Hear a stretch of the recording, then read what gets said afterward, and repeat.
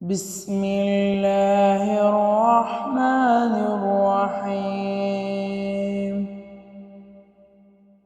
الرحمن علم القرآن خلق الإنسان علمه البيان. الشمس والقمر بحسبان والنجم والشجر يسجدان والسماء رفعها ووضع الميزان ألا تطغوا في الميزان وأقيموا الوزن بالقسط ولا تخسروا الميزان. والأرض وضعها للأنام فيها فاكهة والنخل ذات الأكمام والحب ذو العصف والريحان. فبأي آلاء ربكما تكذبان؟ خلق الإنسان من صلصال كالفخار وخلق الجان من مارج من نار. فبأي آلاء ربكما تكذبان؟ رب المشرقين ورب المغربين. فبأي آلاء ربكما تكذبان؟ مرج البحرين يلتقيان بينهما برزخ لا يبغيان. فبأي آلاء ربكما تكذبان؟ يخرج منهما اللؤلؤ والمرجان. فبأي آلاء ربكما تكذبان؟ وله الجوار المنشآت في البحر كالأعلام. فبأي آلاء ربكما تكذبان؟ كل من عليها فان ويبقى وجه ربك ذو الجلال والإكرام. فبأي آلاء ربكما تكذبان؟ يسأله من في السماوات والأرض كل يوم هو في شأن. فبأي آلاء ربكما تكذبان؟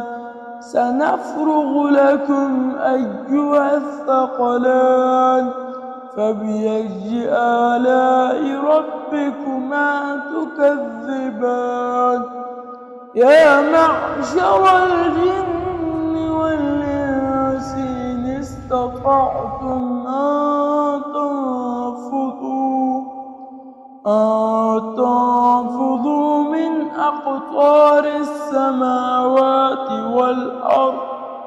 والأرض فانفذوا لا تنفذون إلا بسلطان.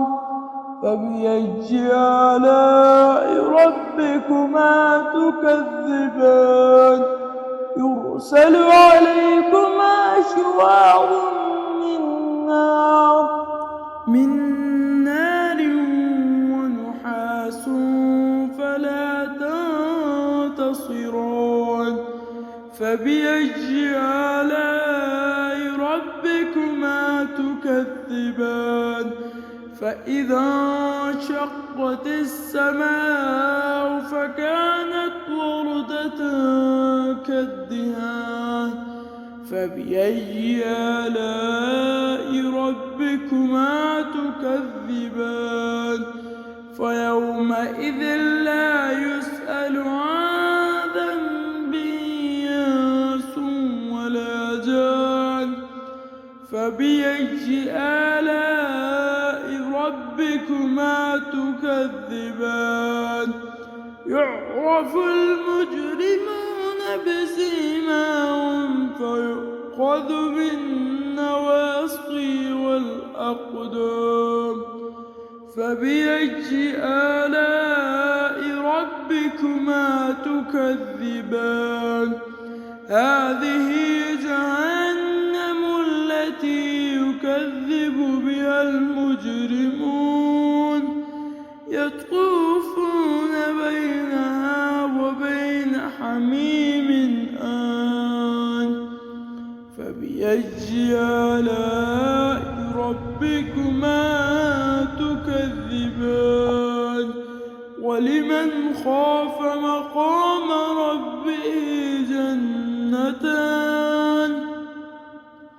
فبأي آلاء ربكما تكذبان ذواتا أفنان فبأي آلاء ربكما تكذبان فيهما عينان تجريان فبأي آلاء ربكما تكذبان فيهما من كل فاكهة زوجان فبأي آلاء ربكما تكذبان متكئين على فرش بطائنها من استبرق وجنى الجنتين دان فبأي آلاء ربكما تكذبان فيهن قاصرات الطرف لم يطمثهن إنس قبلهم ولا جان فبأي آلاء ربكما تكذبان كأنهن الياقوت والمرجان فبأي آلاء ربكما تكذبان هل جزاء الإحسان إلا الإحسان فبأي